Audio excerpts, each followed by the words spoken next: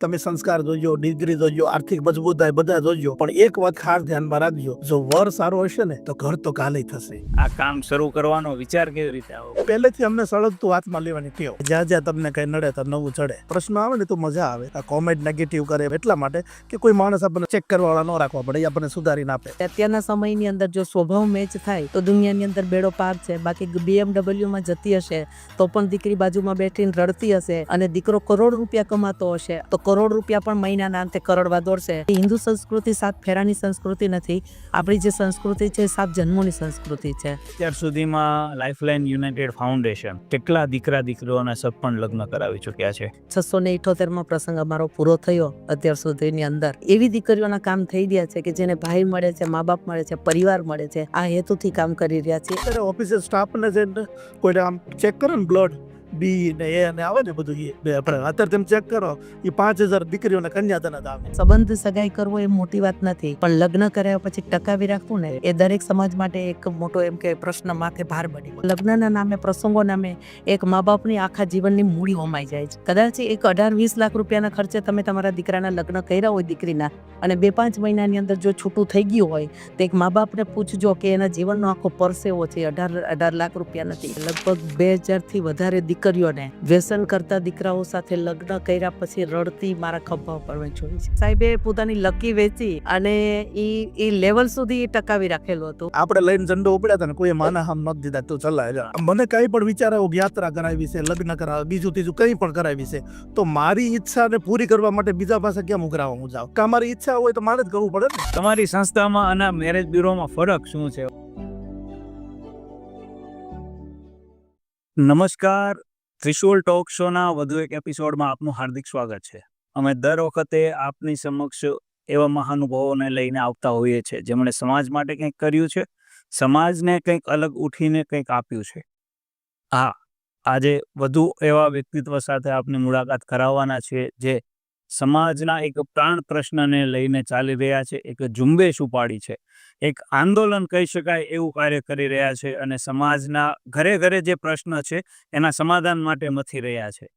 સુરતના એવા જ એક સામાજિક સંસ્થા લાઈફલાઈન યુનાઇટેડ ફાઉન્ડેશનના સ્થાપક ઘનશ્યામભાઈ ઇટાલિયા અને નીતાબેન નારિયા, સ્વાગત છે ત્રિશુલ ટોક શોમાં. જય શ્રી કૃષ્ણ. જય Shri Krishna. Lifeline United foundation lifeline United foundation વર્ષોથી ગુજરાતમાં એક નામ અને છાપ છોડી ચૂક્યું છે. સંસ્થાના કામથી બધા વાકેફ છે. સંસ્થા શું કાર્ય કરે છે, સંસ્થા જે કાર્ય કરે છે શા માટે કરી રહી છે, અને આ સંસ્થાને આ કાર્યો કરવા માટે કેવી મુસીબતો અને કેવી અડચણો અને કેવા કહેવાય કે બેરિયર કૂદીને સંસ્થાએ બધા સમાજના બંધનો તોડીને સમાજ માટે કાર્ય કર્યું છે અને સીમાચિહ્ન રૂપ કાર્ય કર્યું છે. આ બાબતે ચર્ચા કરવી છે. અને મને એવું ખાસ વિશ્વાસ છે કે ઘનશ્યામભાઈને હું વર્ષોથી ઓળખું છું, આપની કામગીરીને વર્ષોથી હું જાણું છું. ઘરે ઘરે જે પ્રશ્ન છે એ મુદ્દે કામ કરો છો, એ છે સગાઈ અને લગ્ન. જીવનસાથી પસંદ કરવામાં બધા થાપ ખાય છે, એ મુદ્દે તમે બહુ ભગીરથ કાર્ય કરો છો. આ મુદ્દે મારે ચર્ચા કરવી છે. અને હું જોઉં છું ઉત્સાહ એટલો છે તમને વાત કરવાનો કે કેમ કે કામને તો હું જોઉં છું ઘણા વર્ષોથી તમે કરી રહ્યા છો, ઉત્સાહથી જ કામ કરો છો. તો લોકોના પ્રશ્ન સોલ્વ થાય એ માટે આપણો જે ટોક શો છે, આપણો આ પોડકાસ્ટ છે, લોકો સુધી પહોંચાડવું છે મુક્ત મને અને અનફિલ્ટર્ડ, કોઈ મસાલા વગરનું આપણે વાત કરવી છે. તો શરૂઆત મેડમ મારે એ જ ખાસ જાણવું છે કે આ કામ શરૂ કરવાનો વિચાર કેવી રીતે આવ્યો? બહુ બધા કામ છે, સામાજિક સંસ્થાઓ છે, પણ આ જ કેમ? થેન્ક યુ વંદનભાઈ. પહેલા તો આપના શોની અંદર અમને અહીંયા બોલાવી અને અમે જે કામ કરી રહ્યા છે એને લોકો સુધી પહોંચાડવા માટે તમે જે પહેલ કરી છે એ માટે લાઈફલાઈન યુનાઇટેડ ફાઉન્ડેશન તરફથી, અમારી આખી ટીમ તરફથી, આખી તમારી ટીમને ખૂબ ખૂબ હાર્દિક અમે બી શુભકામના પાઠવીએ અને ખૂબ આભારી રહીએ કે લોકોના જીવનમાં ઘણા બધા પ્રકાશ આના થકી ફેલાશે એ રીતના કરીને. સમાજની અંદર 16-17 વર્ષ થયા, 17મું વર્ષ ચાલી રહ્યું છે. લાઈફલાઈન યુનાઇટેડ ફાઉન્ડેશન જે કંઈ કામગીરી કરી રહ્યું છે એમાં આજે આપણે જે વાત કરવાની છે એ વાત છેલ્લા 6 વર્ષની છે કે 6 વર્ષથી અમે જે કામ અત્યારે આ ચાલેલું છે આમ એમ ના કહી શકાય કે ભાઈ અમે એક જ આ વસ્તુ કરી રહ્યા છીએ એવી રીતના, પણ એના ડીપમાં જે પહોંચ્યા છીએ અને લોકોની માહિતી નથી કે અમે શેના માટે આવ્યા છીએ અને શા માટે કામ કરી રહ્યા છે, તો એ માહિતી આપણે આજે તમારા માધ્યમ દ્વારા લોકો સુધી પહોંચાડવી છે. ને એ માધ્યમ તમે બન્યા ત્યારે હૃદયથી આપને બી આવકારીએ છીએ અને આભાર વ્યક્ત કરીએ છીએ. પહેલા તો તમારો પ્રશ્ન હતો કે ભાઈ તમે આજ શા માટે ફિલ્ડ ચોઈસ કર્યું એ રીતના કરીને. લગભગ 6 વર્ષ પહેલા અમે જ્યારે બીજું કતારગામ પોલીસ સ્ટેશનની અંદર કામ કરતા હતા સમાધાન માટેનું, ભાઈના ઝઘડા, ભાગીદારના ઝઘડા, પાડોશીઓના ઝઘડા, સેટા પાડોશીઓના ઝઘડા, આ બધા ઝઘડાલું કેસ આવતા હતા. પતિ પત્નીના માથાકૂટ, ઘરેલું સાસુ વહુની માથાકૂટો, રોજ બેસીને એના સમાધાનમાં બેસવાનું થાય અને સમાધાન કરતા કરતા સાંજ પડે ને એવું થાય કે આ સમાધાન જ ન કરવું પડે એવું કંઈક આપણે ન કરી શકીએ સમાજ માટે. તો જે 5 વર્ષ કામ કર્યું એની અંદરથી 4,000થી વધારે કિસ્સાઓ જે આવ્યા સમાજની અંદર, ઘરેલું માથાકૂટના, ઘરેલું સંસારો જે કે પતિ પત્નીના ઝઘડાઓના, તો ત્યારે અમારી આખી કમિટી બેઠી અને કમિટીએ વિચાર કર્યો કે જો માત્ર કતારગામ પોલીસ સ્ટેશનની અંદર આપણે કામ કરીએ છીએ સમાધાન માટેનું, તો પતિ પત્નીના જો 4,000થી વધારે કેસ આવ્યા હશે તો બીજા કેટલા આવા બધા અલગ અલગ રીતે હેરાન થતા હશે. ત્યારે એ બધા જ કિસ્સાઓનો તપાસ કર્યો અને ત્યારે ખ્યાલ આવ્યું કે અત્યારે જે કામ કરીએ છીએ એ પાંદડા ઉપર પાણી છાંટીએ છીએ, પણ જો એના મૂળમાં કંઈક નાખીએ અને સમાજની અંદર આજે તો આપણે છીએ ને સમાધાનમાં બેસીએ છીએ, કાલ સવારે ઉઠીને સમાધાનમાં બેસવું જ ન પડે એવું કંઈક કરીએ, તો એ હેતુથી અત્યારે આ જે કંઈ ભગીરથ કામ ઉપાડ્યું છે એનું મૂળ લગભગ આજથી 11 વર્ષ પહેલા રોપાયું હતું કતારગામ પોલીસ સ્ટેશનની અંદર. વર્ષો પહેલા મને યાદ આવે છે, એક વખત કતારગામ પોલીસ સ્ટેશન ગયેલો અને ઘનશ્યામભાઈને મેં ત્યાં જોયા હતા અને કંઈક પતિ પત્નીનો ઝઘડો હતો અને બાજુની એક રૂમ હતી, જૂનું કતારગામ પોલીસ સ્ટેશન છે ત્યાં નાની કેબિન હતી, એમાં એક ઓફિસ બનાવી દેવામાં આવી હતી સંસ્થાને અને ત્યાં કંઈક પતિ પત્નીના ઝઘડો હાથ જોડીને લિટરલી સમજાવતા મેં જોયા છે. અરે ઘનશ્યામભાઈ, મને ત્યારે એવો વિચાર આવ્યો હતો, જે હકીકત છે કે કામ ધંધા મૂકીને શું કરવા સેવા કરતા હશે, ઝઘડવું એ લોકોને અને માથાનો દુખાવો સહન કરવાનો સામાજિક વ્યક્તિ, આ કારણ શું? આટલું બીજા માટે કરવાની ભાવના શા માટે? વંદનભાઈ, બહુ તમે પ્રશ્ન પૂછો ને મને મારું બાળપણ યાદ આવ્યું. હું છે ને BAPS થી જોડાયેલો છું, મારા ગુરુ પ્રમુખ સ્વામી છે અને મારું મૂળમાં સંસ્કાર જે કહેવાય ને એ સ્વામિનારાયણ સંપ્રદાય છે. એટલે 5 વર્ષ બાળ સંચાલક રહ્યો અને 3 વર્ષ યુવા કાર્યકર ગઢડા ક્ષેત્રમાં રહ્યો.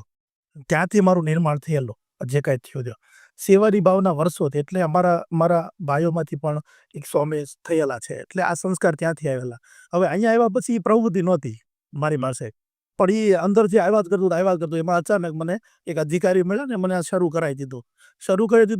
એટલો શોખ અંદરથી કે આ જે પીડા થતી હોય ને કોઈને, પોલીસ સ્ટેશન આપણે જોતા હતા ઘણી વાર જતા હોય ને તો કે જવાબ ટાઈમે ન મળે, હેરાન થાય, કોર્ટમાં કચેરીમાં ખર્ચા થાય, ઘણું બધું થતું હતું. આ બધું જ નાબૂદ કરીને આપણે એક સામાજિક કોઈ માણસ બેસે, કોર્ટમાં ન જવું પડે, પોલીસ સ્ટેશનના ધક્કા ન થવા પડે, ખર્ચાએ ન જાય અને લાંબો સમય ન લાગે, એ સિસ્ટમ ઝડપથી, માનો કે આજ જ કેસ આવ્યો બીજા દિવસે સમાધાનમાં બેસાડવા વાળું તો કોણ?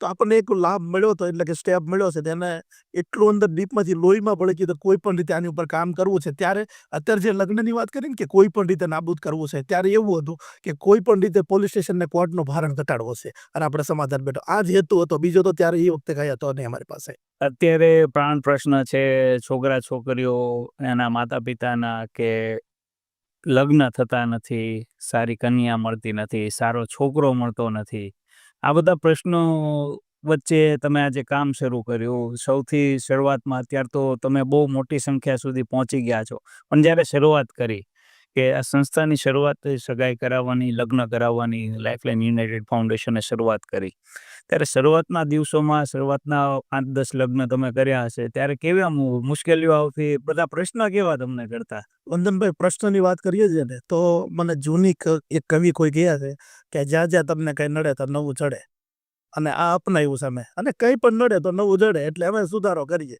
એટલે બહુ મજા આવે. પ્રશ્ન આવે ને તો મજા આવે, કોમેન્ટ નેગેટિવ કરે, પ્રશ્ન આવે ને તો મજા આવે, એટલા માટે કે કોઈ માણસ આપણને શું ચેક કરવાવાળા ન રાખવા પડે, એ આપણને સુધારીને આપે. એક MBA લેવલના વ્યક્તિ રાખીએ તો આજે 50-60 હજાર રૂપિયાનો દર મંથલી ભણેલા નથી, કામ થાય ગયા એના વગર કરી દે છે. અને ખરેખર તમારામાં સુધારો કરવાની કેટલી ક્ષમતા છે એના આધારે એ લોકો કામ કરી જતા હોય છે. બીજું, એમાં શરૂઆતની જે વાત કરી ત્યારે જનરલી કેવું છે કે લાઇફલાઇન ચેરિટેબલ ટ્રસ્ટ શરૂઆતથી. અને હવે લાઇફલાઇન યુનાઇટેડ ફાઉન્ડેશન જે કામ કરી રહી છે, પહેલેથી અમને સળગતું હાથમાં લેવાની ટેવ અને સારી રીતે પાછું પૂર્ણ કરવાની. સળગતું હાથમાં લેવાની વાત નહીં કરવી, પૂર્ણ પણ કરવાનું. તમે જો અત્યાર સુધીની જેટલી પણ સેવા પ્રવૃત્તિ છે એમાં વ્યસન મુક્તિના રેકોર્ડ બ્રેક નાટકો કર્યા, વ્યસનનો એટલી બધી આપણે એટલું કામ કર્યું કે ધરાઈને કામ કર્યું, સમજી લો. એટલે રેકોર્ડ બ્રેક કામ કરવાની ટેવ, ખાલી માત્ર લાઈન મૂકી દેવું ને એવું એવી કોઈ વાત નહીં. તો શરૂઆતની જ્યારે હતી ને ત્યારે અમે કાંઈ પણ લાવીએ ને, એટલે કાંઈ પણ શરૂઆત કરતું હોય લાઈફલાઈન આજથી 17 વર્ષથી જે એવી અત્યાર સુધીની છે, તો લોકો આવકડી તો એકવાર કરે આમાં. અરે આમ ભલે એ કોમેન્ટ ન કરે, લાઈક ન કરી શકે, પણ આવકડી તો કરીને જાય. તો એ આવકડી જે આવકડી છે ને, એ અમુક આવકડી બહુ સારી હોય, અમુક આવકડી બહુ નેગેટિવ હોય છે, અને અમુક અમને પણ તકલીફ પડતી એવી આવકડી હોય. ત્યારે અમે ખૂબ એમાં એ આવકડી ઉપર નજર રાખતા હોય કે કોઈની કેટલી આવકડી છે એની ઉપર આપણે કામ કરશું. બીજું વંદનભાઈ મારે ખાસ આજે તમારા માધ્યમ દ્વારા કહેવાનું એ છે કે સાહેબને સેવાનો એટલો અમે આજે બધા અમારી પોતાની પ્રેરણાથી નથી એવા, પણ એમનો કંઈક ને કંઈક મતલબમાં આ કરવાનો જે ભાવ હતો ને એને લઈને બધા જોડાયેલા છીએ.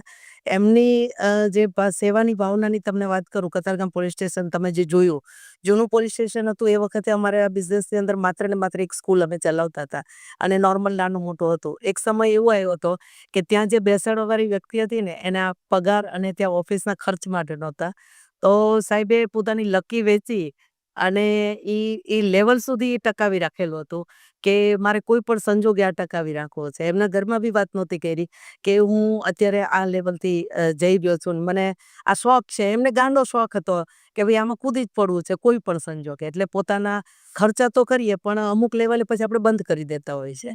ત્યાર પછી અમે બધાએ નક્કી કર્યું કે નહીં, આપણે બધા થોડું થોડું આમાં કંઈક ને કંઈક હોમીએ કે જેથી કરીને આ જે વેગ પકડેલો છે ને તો એને ગતિ મળે સારી એવી.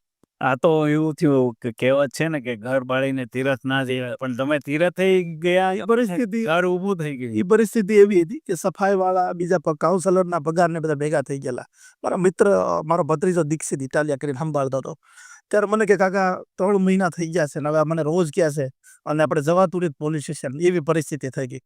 મેં આમ કાઢીને આપી દીધી. મેં કીધું બેટા જા, આપણે લઈને ઝંડો ઉપડ્યા હતા ને કોઈ માના હામ નથી દીધા, તું ચલાય જા. બરાબર, આપણે ચલાવવાનું છે એટલા માટે. જો બંધ થશે ને દેખાડો થશે ને આ વસ્તુ હાથમાં નહીં આવે, સારી વસ્તુ કામ કરી છે એ વખતે વેચી નાખી. પાસ ખાસે કરશું આપણે. એ કોઈને નથી કીધું. હમણાં અમે એકવાર પછી વાતમાં નીકળે એટલે અમને યાદ આવી છે કે આ પરિસ્થિતિ ઉપર પણ જતા રહ્યા. અમને પહેલેથી માગવાની ટેવ નહીં, અમે માગી ન શકીએ કોઈને પાસે. ને માગવાની ટેવ. એટલે સાહેબ યુનાઇટેડ ફાઉન્ડેશનને 17 વર્ષ થયા, પણ હું જ્યાં સુધી ઓળખું છું ત્યાં સુધી એમનો સ્વભાવ ક્યારેય કોઈ પાસેથી એક પરચી ઉઘરાવાનો નથી.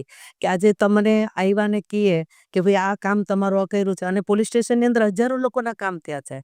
એવું નથી કે ખાલી આ ઝઘડાલું કામ જ થયેલા છે. લોકોના અમુક બિલ્ડરોના તો એવા બચી ગયેલા છે અને રીતસરના એવા પ્રહારો એમને સહન કરેલા છે કે ભૂલ એને કરી હોય અને પછી આપણે ના પાડી પે હવે બીજી એટલે અહીંયા અમે ડાયા થઈને એવું બોર મારેલું. મને ટેવ એટલે કે અહીંયા કોઈ પણ પ્રકારની ફી કે પૈસા લેવામાં આવતા નથી. કોઈ માગે તો મારો સીધો સંપર્ક કરવો. નહીં તો લોકો એક કબાટ પણ રાતે કોઈનું કામ થયું છે મૂકી ગયા. હું રીતસરનો ખીજાણો તો બેનને કે તમે આ કોઈનો કબાટ નહીં લેવાનો આપણે, તો કે પણ આ મૂકવાનું નથી, તો બેને મૂકી ગયા ના પાડે તોય એક પણ વસ્તુ લેવાની નહીં. જો આ બધી વસ્તુ કેવી સોશિયલ આપણને અંદરથી આવેલી છે. બરાબર, મને કંઈ પણ વિચાર આવ્યો યાત્રા કરાવી છે, લગ્ન કરાવે, બીજું ત્રીજું કંઈ પણ કરાવી છે, તો મારી ઈચ્છાને પૂરી કરવા માટે બીજા પાસે કેમ ઉઘરાવા હું જાઉં? કે મારી ઈચ્છા હોય તો મારે જ કરવું પડે ને. તો પણ મારે કોઈ ડોનેશન લેવાનો વિરોધ નથી આ વાતમાં. ડોનેશન થકી સંસ્થાને વાડી અને સમાજ ચાલતો હોય છે, એમાં કોઈ વિરોધ નથી. પણ આ મારી પોતાની વાત કરું છું. મારી ઈચ્છા પૂરી કરવા માટે ગામ પાસે ઉઘરાવા જવાનું એટલે એ હું નથી કરી શકતો. એટલા માટે 17 વર્ષથી એક પણ રૂપિયાનું ડોનેશન લીધું નથી અને જીવી ત્યાં સુધી હું લેવાનું નથી. આજ સુધી કોઈ એમ કે આને 1 રૂપિયો લીધો છે તો આપણે એને 300 ગણા, 500 ગણા, 1000 ગણા પાછા આપશું. તમારી આ વાત પરથી છે ને અત્યારે સોશિયલ મીડિયા પર જે બધું ચાલે છે, સેવાનો બિઝનેસ, કે ત્રીજો વ્યક્તિ પૈસા આપે પહેલા વ્યક્તિને અને પહેલો વ્યક્તિ 10 જણાને બતાવે, જો મેં જો આ કર્યું, મેં આશ્રમ બનાવ્યો, મેં ઘર બનાવ્યું. પછી સેવાનો બિઝનેસ અત્યારે બહુ પ્રચલિત છે. તો સેવાનો બિઝનેસ કરતા ઘરના પૈસા વાપરે એને જ સેવા કહેવાય, એ વાત સાચી તમે પાડી. હા, એટલે બીજું કે અત્યાર સુધી જેટલા હવે અત્યારે તમારી પાસે એટલું સ્ટેજ મસ્ત મળેલું છે કે દર લગ્ન અને સગાઈમાં 5-5 10-10 ખાલી દાતાને લાવું ને તો એ ભૂકા કાઢી નાખે એટલા છે. સામેથી એટલા બધા અમને કે વિદેશમાં રીતસરના મેં તો પણ તમને વોઇસ બતાવેલો છે, મને પરાયણે પૈસા આપ્યા છે પણ મારે નથી લેવા, રીતસરના અમારે ખીજાઈ જવું પડે કે અમે નથી લેતા શા માટે અમારો સંપર્ક કરો છો. ઘણી બધી સંસ્થાને આપણે હું ફોરવર્ડ કરું છું કે આ લોકો સારું કામ કરે છે તો એને આપો, અમારે નથી લેવા. એક ઓટો મોડ ઉપર નક્કી કર્યું હતું કે જીવનમાં એક એવી સોશિયલ એક્ટિવિટી કરવી કે ઓટો મોડ ઉપર છે, દર વખતે કોઈની ગાવણી માગવા જવીને ભોજનના દાતા માગવા જવાની કંઈ કરવું જ નથી. એટલે એક ઓટો મોડ ઉપર સિસ્ટમ ઊભી કરી જે આપણે આજે વાતો કરવાના છે. આ સેવાના બિઝનેસ પરથી મને એક ખાસ યાદ આવ્યું. તમે ઘરના વાપરીને સેવાનું કામ લઈને નીકળ્યા છો. ઘરના વાપરી વાત કરી, લકી વેચીને પણ તમે કામ પાર પાડ્યું અને આગળ તમે કીધું ને કે તમને શોખ કેવી રીતના, એટલે મેં ખાલી જસ્ટ જાણકારી આપી કે અમે એના સાક્ષી છીએ કે આ લેવલ ઉપર કરેલું છે એમ. બાકી કોઈને બતાવવા માટે એવું નહીં. લગ્ન કરાવતી સંસ્થા આ સમાજમાં અનેક છે. લગ્ન કરાવતી કંપનીઓ એટલે કે મેરેજ બ્યુરો અનેક છે. તમારી સંસ્થામાં અને મેરેજ બ્યુરોમાં ફરક શું છે? મને એ સમજવું છે. તમને નહીં પણ લગભગ બધાને, હું ઘણીવાર કોઈ આવે તો હું કહેતી હોઉં કે તમને બીજાની બારીમાં ડોકું કરવાનું બહુ ટેવ છે, એટલા માટે તમે આ પ્રશ્ન પૂછો છો. હકીકતની અંદર લાઇફલાઇન યુનાઇટેડ ફાઉન્ડેશન નથી મેરેજ બ્યુરો, નથી મેટ્રોમોની સાઇટ, નથી સમૂહ લગ્ન, નથી સૈયારા લગ્ન કે નથી કોઈ મેળાવડા. આ ટાઈપનો અમારી કોઈ પ્રવૃત્તિ નથી. જે પ્રવૃત્તિ થઈ રહી છે એને લઈ અને લોકોને ને બીજાને એવું થાય છે કે આવું કંઈક ચાલી રહ્યું છે, પણ અમારી એકચ્યુઅલમાં પ્રવૃત્તિ છે એનું નામ છે દીકરી દત્તક યોજના. અમે 6 વર્ષથી લઈ અને અત્યાર સુધી આ 7મું વર્ષ ચાલી રહ્યું છે. 18 વર્ષથી લઈ અને 55 વર્ષ સુધીની દીકરીને દત્તક લેવાનું કામ કરીએ છીએ. સંબંધ, સગાઈ અને લગ્ન પેટે એમના જ ઘરે મોટા થયા હોય, બધું ત્યાં જ કર્યું હોય.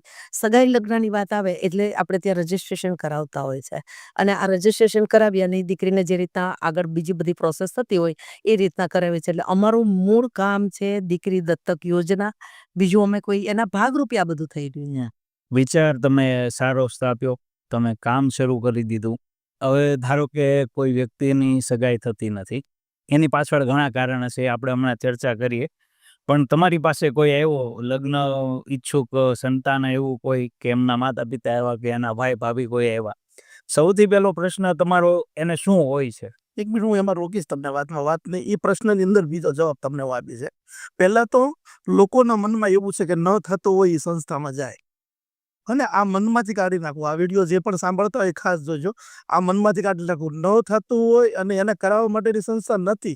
જેને બેસ્ટ પાત્ર શોધવું હોય, જીવનમાં લગ્ન જીવનમાં દુઃખી ન થવું હોય, છૂટાછેડા ન કરવા હોય, એના માટેની આ એક નવી સિસ્ટમ છે જેની વાત આપણે કરી રહ્યા છીએ. છૂટાછેડા પરથી મને વાત યાદ આવી ગઈ. તમારી સંસ્થા આટલા બધા મેરેજ કરાવ્યા, આમાં છૂટાછેડા કોઈકના તો થયા. હા, આ અંદર બહુ સાચી વાત અને બહુ રિયલ વાત કરશું આપણે.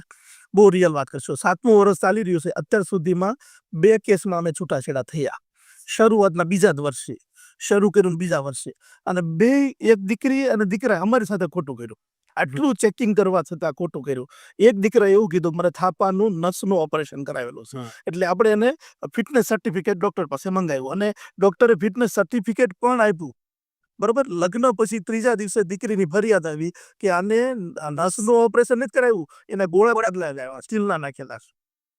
એટલું ખોટું બોલેલા. એટલે પછી તો દીકરી છતાં પણ રહેવા તૈયાર હતી. પછી મને મન ન માન્યો કે મારાથી આ દુઃખ ખોટું થઈ ગયું. 3જો દિવસ જ બેટા તું આવી જા. 3જા દિવસે આપણે પાછી વાળ લીધી કે અમારાથી કંઈક ખોટું. અમે એટલા બધા ડિપ્રેશનમાં જતા રહ્યા કે અમારાથી 20 વર્ષ હતું એટલે નવા હતા કે અમારાથી આ ખોટું થઈ ગયું, પણ આપણેથી નહોતું થયું છતાં પણ અફસોસ થયો. બીજું, એક દીકરી ખોટું બોલી કે જેને અમે ત્યારે આંખના નંબર ચેક નહોતા કરતા. અમે પૂછીએ ખાલી નંબર છે તો હા ના બોલવાની. તો દીકરીને 1.5 ફૂટથી આગળ દેખાતું નહોતું. પડદો 60% નીકળી ગયેલો, 40% હતો. કિકીનો પડદો જે કહેવાય ને. અઠવાડિયામાં એને સાસુનો ફરિયાદ ચાલુ થઈ કે આ વઘારની જ નાખી એકદી કુકરમાં, એટલેથી આમ ફાંફા મારે. મેં શું વાત કરો, બોલાવી, બધું ચેક કર્યું, રિયલ એ જ હતું, નહોતું દેખાતું. એટલે સારામાં સારા ડૉક્ટર, અમેરિકન ડૉક્ટર જે આવતા હોય વિઝિટ, એમાં મેં ચેક કર્યું. એને કીધું કે નહીં, આને 3 થી 5 કે 6 વર્ષ આંખ રહેશે, વધારે આંખ નહીં રહે, કારણ કે આગળ કાળજી નથી રાખેલી. પછી અમે ટ્રીટમેન્ટ લેવાની બહુ કોશિશ કરી કે આ દીકરી આપણે ટ્રીટમેન્ટ પૂરી કરાવી, આપણે જ ભૂલ થઈ છે. તો છેલ્લે યુએસમાં જ હતું એનું ટ્રીટમેન્ટ, બીજે કંઈ હતું નહીં અને એ અમારાથી શક્ય નહોતું. એ દીકરીના પપ્પાથી કે અમારાથી એટલું બધું થાય એમ નહોતું. એટલે આપણે એને આયુર્વેદિકના તરફ દોડ્યા અને એ છૂટું કર્યું. 2 આવું થયું હતું. નાના મોટા પ્રશ્ન આવે, અમે જે ચેક કરી છે ને એમાં એક પણ પ્રશ્ન ન આવે. અમે જે ગેરંટી કહેવાય કે જવાબદારી લઈએ છીએ, માનો કે જે કંઈ ચેકિંગ સિસ્ટમની જવાબદારી લેતા હોય એમાંથી આજ સુધીમાં સિંગલ પ્રશ્ન નહીં. હા, સમયની સાથે સમય ફાસ્ટ છે. પહેલા છૂટાછેડા થવાના કારણો અલગ હતા. 4 મહિના થાય ને તો ફરી જાય છે કારણો. એટલું ફાસ્ટ ચાલે છે. તો એમાંથી અમારે સિલેબસ બહારનું કાંઈ નવું આવે તો એના માટેની એક ટીમ છે. 3 લેયરમાં કામ કરીશ. 3 લેયરમાં. પહેલું બેઝિક અમારે એડમિનને કહેવાનું કાંઈ પણ ફરિયાદ હોય લેખિતમાં કરવાની. લગ્ન પછી એડમિનથી થાય તો લગભગ થઈ જ જાય. નહીં તો અમારે કાઉન્સલર એક સ્પેશિયલ નિમા છે, 4 થી 6 આવે.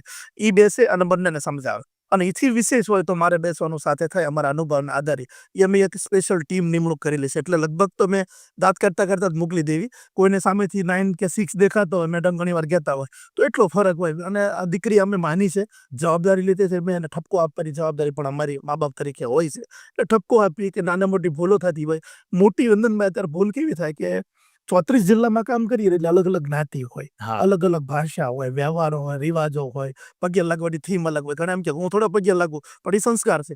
તો એ અમે સમજાવી. ખાલી અમારે ઘણી વાર તો એવું થાય શબ્દમાં ફરક પડે છે ને, તો કે એ તો આવું કે પણ ખરેખર બોલની ધી બાજુ એવી હોય તો એમાં પણ થતું હોય. તો આ સમજાવવાનું અત્યારે થાય છે. એટલે અત્યાર સુધીમાં અમારે હાવ એકદમ છૂટા થયા હોય એવા બે છે. બીજા નાના મોટા ચાલતા હોય એના સોલ્યુશન અમે લાવતા હોઈએ છીએ. તમે જે બંને કેસ કીધા એ તો જેન્યુઅન રીઝન આપણી બહાર ન આવે. તો એ મતલબ એટલે કદાચ એ સમય ઉપર અમારું લેવલ એ નહોતું કે અમે એ લેવલ ઉપરથી કોઈને કહી શકીએ આવું મેડિકલ અમારી વાત અધૂરી રહી. એમાં પછી અમે શું કર્યું, શીખ્યા કે ને નડે તો જડે એવી વાત છે. તો તરત જ ડોક્ટરની ટીમની નિમણૂક કરી છે. ત્યારે કાપેલું, મૂકેલું, ઓપરેશન કરેલું કંઈ પણ હોય તો ડોક્ટર ચેક કરે આપણી ટીમ અને પછી તેમ આગળ વધારવી છે એ બાબતમાં. બીજું જે આંખની વાત આવી હતી ત્યાર પછી તો અમે આંખના બહુ ડીપમાં જ આવી છે. ત્યારે સારી એવી હોસ્પિટલમાં ચેક કરાવી છે. ત્યાર પછી રિપોર્ટ આવે ને ત્યારે જ આગળ વધવી છે.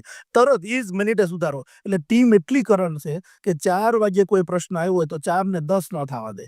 એનો નિયમ જ બની ગયો હોય ને કંઈક સિસ્ટમ બની ગઈ હોય. એટલું કરંટ ટીમ કામ કરે છે. અમે તો છે ને નિયમિત છીએ. એક વિચાર આવ્યો અને કામ શરૂ કરી દીધું અને પાછળથી ટીમે ઉપાડી લીધું ત્યારે એટલું સ્પીડમાં કામ થાય. નહીં તો આટલું બધું તમે વિચાર કરો, કલ્પના ન કરો કે અમે નવરાત્રીમાં વચ્ચે વાત લાંબી થાય છે પણ વચ્ચે નવરાત્રીમાં અમે રેકોર્ડ બ્રેક સગાઈ કરી એક મહિનામાં. 34 સગાઈ, પર ડે થી સોરી 32 સગાઈ 32 એક મહિનામાં. એટલે એક સાથે અમારે 9 કરવી પડી. નવ દુર્ગા નામ આપ્યું તમે છઠ્ઠા નોરતે. તો 32 દૂર 64 પક્ષ આવેલી. હે ને 24 જિલ્લા 18 જ્ઞાતિના હતા. ઓહ ત્યારે તમે ભેગું કેમ કરવું? એ જ દીકરી કોઈ બતાવી હોય, એક છોકરી જોવા જવાનું હોય, સાળો બનેવી સાડુભાઈ કે સરપસે તો કેટલું એમાં લાંબુ ટૂંકું થતું હોય. હવે 34 દીકરીઓનું જોવાનું ગોઠવવું, 32 દીકરીઓનું જોવાનું ગોઠવવું, 64 પક્ષને મળવું, ચા પાણી કાર્ડ બધું જ એની વ્યવસ્થાથી લઈને બધું એ કંઈક કોઈ એનર્જી કામ કરી દે છે. અમે ઘણીવાર અમારી ઉપર વિચાર કરીએ કે આટલું સરસ કામ થઈ રહ્યું છે ને આપણાથી, પણ એ કોઈ એનર્જી કોઈના આશીર્વાદ દીકરીના કે વડીલના લાગી ગયા છે તો એ કામ કરે છે. એ પાક્કો છે. તમારી વાત પરથી એવું મને લાગ્યું કે જે 2 કેસ તમે કીધા છૂટાછેડા ને એ જેન્યુઅન રીઝન થી પર્સનલ રીઝન્સ હતા, પણ તમારી સંસ્થામાં કોઈ આવ્યું તો ત્યાં છૂટાછેડા થતા નથી. 100% સક્સેસ રેશિયો છે. તો એમાં અમારું જેટલું ચેકિંગ છે એમાં આપણે 100% આપી શકીએ કે અમે જે ચેક કરીને આપ્યું છે. પછી ઘરે ગયા પછી નોર્મલ નાના મોટી વસ્તુ આવી હોય કઈ પણ ત્યાર પછી કોઈ જેન્યુઅન રીઝન આવ્યું છે તો એ જેન્યુઅન રીઝનને હું કે તમે ના કરી શકીએ કે માનો કે આજે કોઈ વ્યક્તિ એવું છે કે વ્યવસ્થિત સારું કમાય છે, બધું જ વેલ સેટલ છે, ઓકે છે, બધું રેડી છે, પણ ક્યારેક વચ્ચેથી 8 વર્ષે 10 વર્ષે પણ ડ્રિંક કરતો થઈ જાય છે કે જેની અંદર 2% ચાન્સીસ છે 15 20 વર્ષે પણ કપલો છૂટા થવાના. એટલે અમે 100% કરીએ છીએ કે ભાઈ 100% ડિવોર્સ ન થવા જોઈએ. કેમ કે હિન્દુ સંસ્કૃતિ 7 ફેરાની સંસ્કૃતિ નથી. આપણી જે સંસ્કૃતિ છે 7 જન્મોની સંસ્કૃતિ છે. તો ક્યાંક ને ક્યાંક આપણી સંસ્કૃતિને ડિવોર્સ નામનું ગ્રહણ લાગી ગયેલું છે. તો તમારે મારે જ મળીને આ જે ગાંઠ છે એ છોડવી પડશે કઈ પણ વસ્તુની અંદર. અત્યારે ડિવોર્સ વાળી વાત કરી, સામાજિક દૂષણ એ સમાજનું બની રહ્યું છે. ઘણી વખત એવું થાય છે કે પુરુષ પ્રધાન દેશ ગણાય છે અને અત્યારે છૂટાછેડામાં ખાસ કરીને આપણે જે સમાજમાંથી આવ્યા છે એ સમાજમાં છૂટું કરવાના નામે પૈસા લેવામાં આવે છે. અલગ અલગ કારણો આગળ ધરીને પૈસા એકબીજામાંથી લેવામાં આવે છે, અથવા એવું પણ થતું હોય છે કે પૈસાની અપેક્ષા ના પૂરી થાય તો કેસ કબાડા થતા હોય છે. આ બધા માહોલની વચ્ચે તમારી સંસ્થામાં સક્સેસફુલી આટલું બધું ચાલી રહ્યું છે, કોઈ કેસ કબાડા નહીં, કોઈ વિવાદ નહીં, કોઈ વિરોધ નહીં. આની પાછળનું કારણ શું? એવી તમે શું સિસ્ટમ ઊભી કરી છે કે આ વિવાદ તમારે ત્યાં નથી આવતો? બહુ મહત્વનો પ્રશ્ન. 2 વસ્તુને તમને એની ઉપર હું પ્રકાશ પાડીશ. પ્રેક્ટિકલ છે. લાઇફલાઇન યુનાઇટેડ ફાઉન્ડેશનની દીકરીનું પિયર એટલે કે જે જનક મહેલ બનાવ્યો છે એમને, દીકરીની બધી જ પ્રોસેસ ત્યાં થાય છે. એક ત્યાંની એનર્જી એવી છે, ખોટો માણસ પ્રવેશ ન કરે. પહેલા તો એટલી સરસ ઓરા છે ત્યાં, ભગવાને કુદરતે સેટ કરી છે, ખોટો માણસ પહેલું. બીજી વાત એ છે કે અમે એમાં પ્રેક્ટિકલ ગયા છે, ખાલી વાતોથી નહીં. જ્યારે પણ સગાઈ અને લગ્ન થાય ને ત્યારે વકીલ આવે છે, અને વકીલ આવે છે જે પણ વાતો થઈ હોય, માનો કે કોઈ જોબ કરશે છોકરી, કે કોઈને ભણવાનું છે, ત્યારે ભાઈ નથી તો સાચવવાની વાત હોય, મમ્મી પણ, આ બધી જ વાતો લેખિતમાં નોટરી થાય છે, સાક્ષીઓ વાત કરે. અને જે તમે વાત કરી એની પર બહુ મહત્વનો પ્રકાશ પાડવા માંગીશ કે 3 મુદ્દાઓ હું લગ્નના મંડપમાં મહત્વના લખાવું છું નોટરીમાં. એક, કે આ જે લગ્ન સંસ્થામાં થયા છે બધું ચેક કર્યું છે, એકાબીજાને ગમે છે ત્યારે લગ્ન ગ્રંથિએ જોડાય. ન કરે નારાયણ, કાલે કોઈ પણ પ્રશ્ન આવી શકે ત્યારે દીકરો કે દીકરીના પક્ષ કોર્ટમાં નહીં જઈ શકે, પોલીસ સ્ટેશન કેસ નહીં કરી શકે, કે કોઈ નારી ગૃહમાં નહીં જઈ શકે.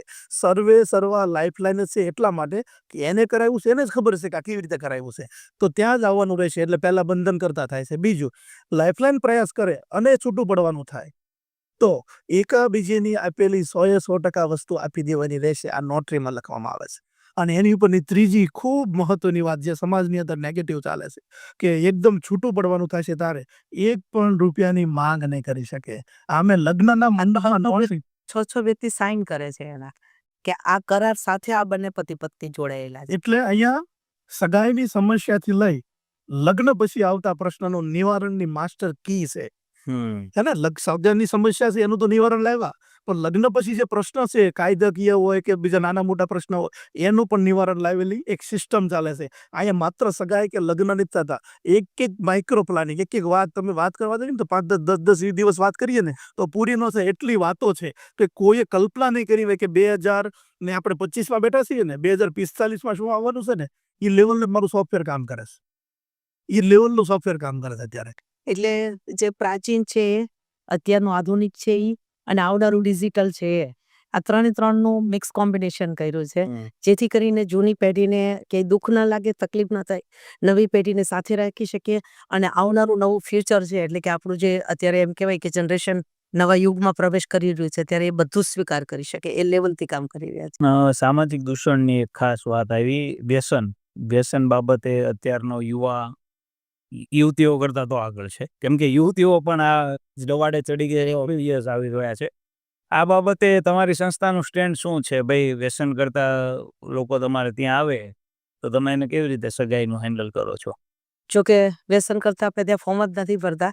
એનું રીઝન છે કે જે એની પહેલી ભરેલી ફી છે આપણે ત્યાં, એટલે કે પહેલો જે પાર્ટ છે મેડિકલની અંદર, વ્યસન આવે તો એ પાર્ટ એને મળવા પાત્ર નથી, એ પહેલે જ દિવસે લખાવીને આપી દઈએ છીએ એને. જ્યારે બંનેનું ફાઇનલ થાય અને 22 પ્રકારના મેડિકલ રિપોર્ટ થાય, એની અંદર નાના મોટા પ્રોબ્લેમ એ બધું તો આપણે કરીએ જ છીએ, પણ દીકરો કે દીકરી વ્યસન કરે છે કે નથી કરતા એનું પણ ચેકિંગ થઈ રહ્યું છે એની અંદર, જેથી કરીને સામેવાળાને સચોટ કહી શકીએ. કોઈ આપણને કહે અને આપણે કોઈને કહીએ છીએ એ વાત નથી, પણ અહીંયા પ્રેક્ટિકલ પ્રૂફ આપવામાં આવે છે, ચેક કરવામાં આવે છે. અત્યાર સુધીમાં 100 થી વધારે દીકરાઓ તો વ્યસન છોડ્યા છે સગાઈ કરવા માટે લાઇફલાઇનમાં.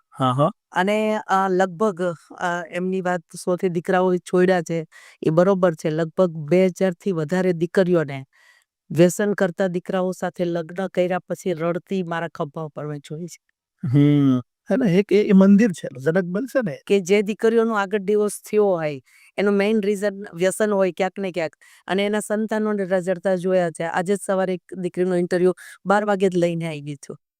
એ દીકરીને એની તમે વેદનાની કલ્પના ન કરી શકો કે આ કઈ હદે આને તકલીફ થઈ હશે. એ દીકરી જે એના ભાષાની અંદર વ્યક્ત કરતી હોય આપણે સમાજને ન બતાવી શકીએ, પણ એ ક્યાંક ને ક્યાંક વ્યસનને લઈ અને આખો પરિવાર તૂટી રહ્યો છે, આખું થઈ રહ્યું છે. અને જ્યારે એને ખભા પર રડતા જોઈએ ને ત્યારે સેવા ને એ બધું અલગ વસ્તુ છે, સાઈડમાં મુકાઈ જાય. પણ જે મેઇન સમાજની અંદર જે તકલીફ છે ને એ બીજી દીકરીને ન પડે એ માટે કંઈક પગલાં આપણે બધાએ જ લેવા જોઈએ. તમારે ત્યાં દીકરો આવે છે, ફોર્મ ભરે છે, મેં સાંભળ્યું છે તમારી પાસે સવાલોની બહુ લાંબુ લિસ્ટ છે, એ બધાના ઇન્ટરવ્યુમાં તમે લેખિતમાં બધાના સવાલ જવાબ લખો છો. આ બાબતે મારે જાણવામાં રસ છે. હું એટલું બધું હોય છે કે આ બધા ચર્ચા કરે કે ભાઈ એ લોકો તો બહુ અઘરું ઇન્ટરવ્યુ કરે છે? અત્યારના સમયની અંદર આપણે મિલકત જોઈ શકીએ, પ્રોપર્ટી જોઈ શકીએ, એજ્યુકેશન જોઈ શકીએ, દેખાવ જોઈ શકીએ, બધું જ જોઈ શકીએ છીએ. એકાબીજાના ગ્રહો મેળવી શકીએ, આપણે જન્મકુંડળી પણ કાઢી શકીએ, બધું કરી શકીએ. પણ હાલના જન્મકુંડળી પર પણ વિશ્વાસ કરવો બહુ મુશ્કેલ છે. કેમ કે મોર્નિંગનો સમય હશે અને એને ખબર છે કે મારી જન્મકુંડળીમાં તકલીફ છે અને આમ તમને સાંજનો ઇવનિંગનો ટાઈમ આપી દીધો હશે તો તમે ગમે એટલા ફાફા મારશો તોય નહીં થાય. તો આ બંનેનો સ્વભાવ મેચ કરવો ખૂબ જરૂરી બની ગયો છે. હાલની તકે આપણે જે છૂટાછેડાનું પ્રમાણ જે વધી રહ્યું છે એની અંદર હાલનો કાયદો એવું કહે છે કે દર વર્ષે 35% કપલો એવા છૂટા થાય છે કે સ્વભાવ મેચ ન થતો હોય. આજથી 35 વર્ષ પહેલાનો સમય હતો કે દીકરીઓ ભણતી નહોતી અને ભણ્યા વગર જ મેરેજ કરી લેતી હતી. કોઈ દીકરી કમાતી નહોતી એટલે આ દીકરી સહન કરી લેતી હતી, એનામાં ધીરજતા હતી, એની અંદર બધું જ હતું. એકબીજા કોમ્પ્રોમાઇઝ કરી લેતા હતા. પણ અત્યારે દરેક દીકરીઓ માસ્ટર્સ, ગ્રેજ્યુએટ અને ડબલ એમ કે ડબલ PhD કરી નાખ્યું છે. આપણે એમ કે હવે કેટલું ભણવું તારે, તો હવે આ દીકરીઓ 2 લાખથી લઈ અને 5-5, 10-10 લાખના પેકેજ ધરાવે છે અને આપણે વિચાર કરીએ આ કોઈનો સ્વભાવ સેટ કરી લેશે તો હવે જમાનો ગયો છે. તો સ્વભાવ એકબીજાનો મેચ કરવો બહુ જરૂરી છે. તો 357 સવાલ એ અમે પોતાના ડેવલપ કરેલા છે કે કેવા સ્વભાવ, કે 4000 કિસ્સાઓના જે અમે તકલીફમાં બેઠા પતિ પત્નીના ઝઘડાલુ કિસ્સાઓની અંદર, તો એ પતિ પત્નીના જે સ્વભાવ મેચ નહોતા થતા એના મેઇન રીઝનો શું હતા, તો એ માટેના 357 સવાલો દીકરાને દીકરીને તૈયાર કરેલા છે કે જેથી કરીને એકબીજાનો સ્વભાવ મેચ કરી શકીએ. થોડું આમ તો તમને હાઇલાઇટ આપી દઉં કે આ દીકરો શું ખાય છે, શું પીવે છે, ક્યાં જાય છે, ઘરમાં મહેમાન કેટલી વખત આવે, મમ્મીનો સ્વભાવ, પપ્પાનો સ્વભાવ, કયા શાક ભાવે, કેટલા ફ્રૂટ ભાવે, કેવા ભગવાનને ભજે છે, ભગવાનને મહિનામાં કેટલી વખત ભજવા જાય છે, એનું ફ્રેન્ડ સર્કલ કેવું છે, એનું ધાર્મિક સર્કલ કેવું છે, કેટલા વાગે સૂવે છે, કેટલા વાગે જાગે છે, કેટલી વખત મોબાઈલ યુઝ કરે છે, કેટલી મોબાઈલની એપ એના મોબાઈલની અંદર રાખે છે, થી લઈ અને દીકરાને ને દીકરીને આવા 357 ઇન્ટરનલ, કોઈ એના બાહ્ય પરિવાર માટેના નથી પણ એ ઇન્ટરનલ કેવો છે.